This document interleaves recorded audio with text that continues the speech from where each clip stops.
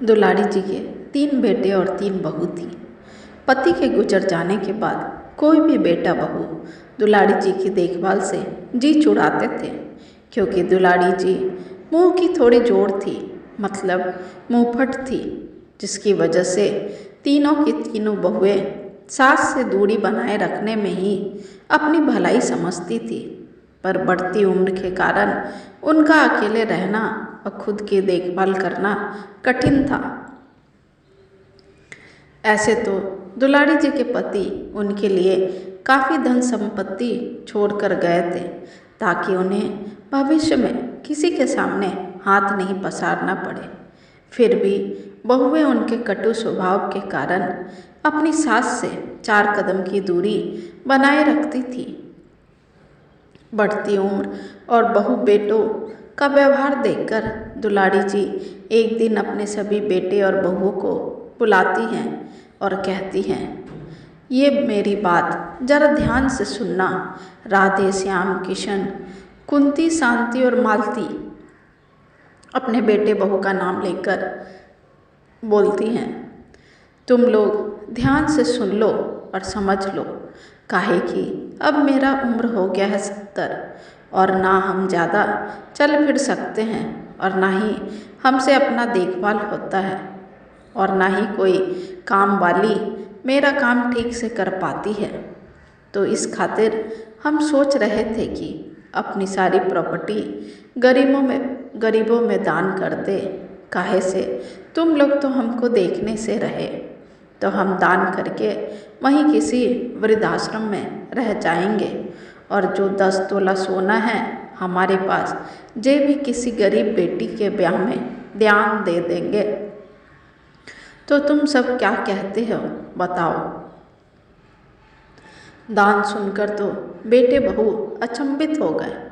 वो भी सारी की सारी प्रॉपर्टी और 10 तोला सोना। तीनों बेटे बहू को सुनते ही दिन में तारे दिखने लगे।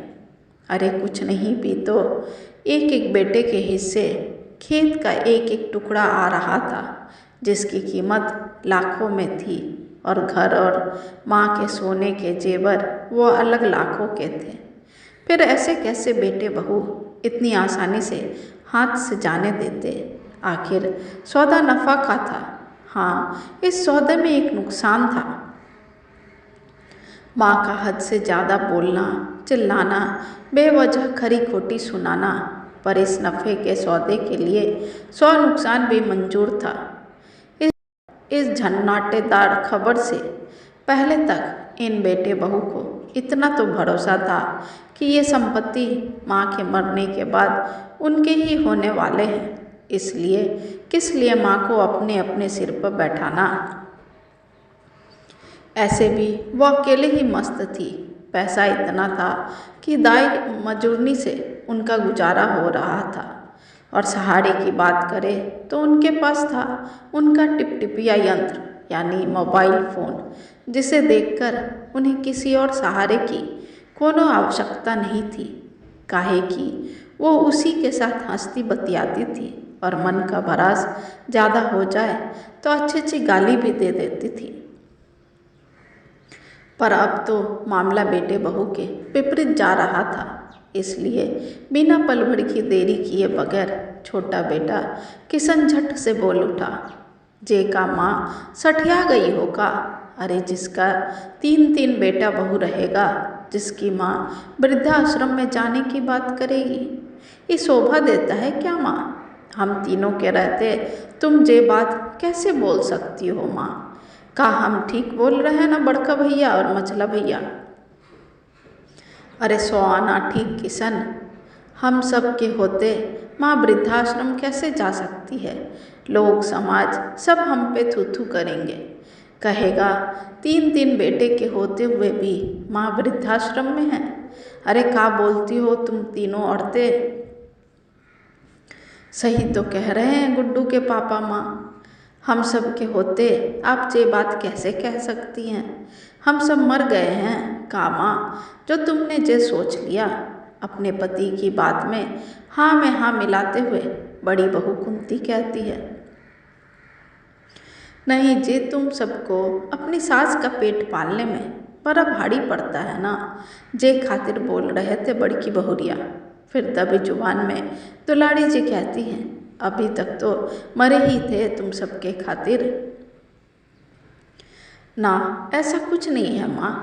फिर तीनों बेटा बहू आपस में घिटर पिटर करते हैं और फिर बड़ा बेटा राधे कहता है, तो तय रहा अब से माँ, तुम 4-4 महीने अपने तीनों बेटों के पास रहोगी और तीनों बहुएं तुम्हारी सेवा करेगी। ठीक है ना माँ, अब कोनो दिक्कत तो नहीं है ना। ना रे राधे, कोनो दिक्कत नहीं है, पर सोच ले तनिक भी कुछ हुआ तो हम सब संपत्ति दान कर देंगे, फिर ना कहना कि माँ ने कुछ नहीं दिया। दुलारी जी बेटे बहू को फिर से डराने के हिसाब से कहती हैं, अरे ना माँ, ऐसा कुछ नहीं होगा, हम कहते हैं ना। और जे का संपत्ति लगा रखी हो, हमें तो आपसे प्रेम है माँ, संपत्ति से नहीं। अरे क्या बोलती हो, तनिक इधर आओ और कुछ बोलो। श्याम अपनी पत्नी शांति को देखकर कहता है, सच तो कह रहे हैं रिंकू के पापा माँ, हमें तो आपसे प्रेम है, आपकी संपत्ति से थोड़े ना। ठीक है, तो तय हुआ, आज से माँ हमारे साथ रहेगी। और फिर श्याम के पास, फिर किशन के पास बड़ा बेटा राधे कहकर सभी से बात पक्का कर लेते हैं और फिर सभी बेटे अपने अपने काम पर लौट जाते हैं। उन सब के जाते ही दुलारी जी मन ही मन मुस्कुरा उठी और अपनी पान की डिब्बी से पान सुपारी खाते हुए मन ही मन बुदबुदाने लगी। अब आया ऊँट पहाड़ के नीचे, ऐसे तो हम सब पर बोझ थे, झगड़ालू सास थे, बेवजह बोलते थे, और अब जब संपत्ति की बात आई तो सब के सब अपने अपने रंग ही बदल लिए और गिरगिट से मीठी छुरी बन गए।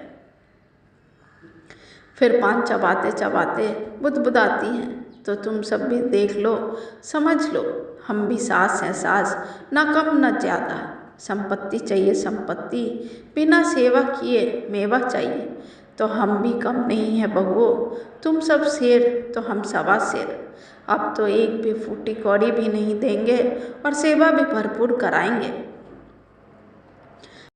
अब तो दुलारी जी के सुख के दिन शुरू हुए थे। सभी बेटे बहू अपनी अपनी पाड़ी में दुलारी जी की जमकर खातिरदारी करते थे। हर चीज़ दुलारी जी से पूछ पूछ कर होने लगी। खाने में उनका मनपसंद खाना बनने लगा। हाथ पैरों में रोज़ तेल मालिश होने लगी। हर सुख सुविधा का ध्यान रखा जाने लगा। बेटे भी आते जाते माँ के पास 2 घड़ी बैठकर इधर उधर की बातें करने लगे, और जब इन सब से समय मिलता तो वो अपने बड़े से टिपटिपिया यंत्र मोबाइल में यूट्यूब लगाकर कुछ न कुछ लगाकर देखती रहती। मतलब दुलारी जी के तो ठाठ थे ठाठ, वो भले ही थी 60 के दौर की, पर शौक आज के ज़माने के पूरे हो रहे थे, और ये सब हो रहा था उनके स्वर्गीय पति के सहयोग से। अगर उन्होंने इतनी संपत्ति अपनी पत्नी के नाम नहीं किए होते तो दुलारी जी की हालत आज के दौर में झेल रही उनकी उम्रों की महिलाओं की तरह होता। खैर, साल दर साल गुजरते जा रहे थे और दुलारी जी इस दुनिया से जाने के लिए टस से मस नहीं हो रही थी। उल्टा अच्छे खान पान तेल मालिश से वो और तंदुरुस्त हो गई थी। 3 साल तक किसी तरह सभी बेटे बहू माँ के कटु स्वभाव और व्यवहार को बर्दाश्त किए जा रहे थे, इस उम्मीद पर कि माँ जल्द से जल्द स्वर्ग सिधार जाएगी। पर अब उन्हें थोड़ा थोड़ा ऊब सा होने लगा, पर संपत्ति का मोह उन्हें सब सुनने और करने पर मजबूर कर रही थी। पर एक दिन दुलारी जी सोई तो सोई ही रह गई। अब तो उनके जाने का गम कम और खुशी ज़्यादा झलक रही थी सभी बेटे बहू के चेहरे पर, क्योंकि अब माँ की वो पोटली खुलने वाली थी जिस पर दुलारी जी के ताले लगे थे। सारे क्रियाक्रम के बाद वो पोटली बक्सा जो दुलारी जी कभी अपने बच्चों के सामने नहीं खोली और जिसकी चाबी हमेशा उनके गले में लटकती रहती थी, उसे खोली गई। खुलने के बाद जब उसके अंदर का सामान निकाला गया तो सबके आंखों से बड़े बड़े आंसू बरसने लगे, क्योंकि उसमें ना तो 10 तोला सोना था और ना कोई ज़मीन खेत के कागज था, तो एक घर का कागज जिसमें दुलारी जी रहती थी, जिसकी कीमत मुश्किल से 7-8 लाख होगी, और एक ट्रस्ट का पेपर। ये सब देखकर बहुएं गुस्से से अपनी मरी हुई सास को कोसने लगी। जाते जाते भी छल कर चली गई, सेवा भी करवा लिया और मेवा भी लुटा आई बाजार में। दरअसल बेटे बहुओं के सामने प्रस्ताव रखने से पहले दुलारी जी घर को छोड़कर खेत जमीन के कागज को एक ट्रस्ट को दे चुकी थी, वहाँ स्कूल बनाने के लिए, और ये बात घर में किसी को भी पता नहीं था। पर दुलारी जी को यह बखूबी पता था कि इन बहुओं को कैसे सबक सिखाना है, और वो सिखा भी गई जाते जाते। इसलिए सास को कभी हल्के में नहीं लेना चाहिए, अगर ज़मीन जायदाद चाहिए तो, ऐसा दुलारी जी कहती थी। पर बहुओं के पल्ले ही नहीं पड़ा यह बात, इसलिए सभी बहुएं छला सा महसूस कर रही थी।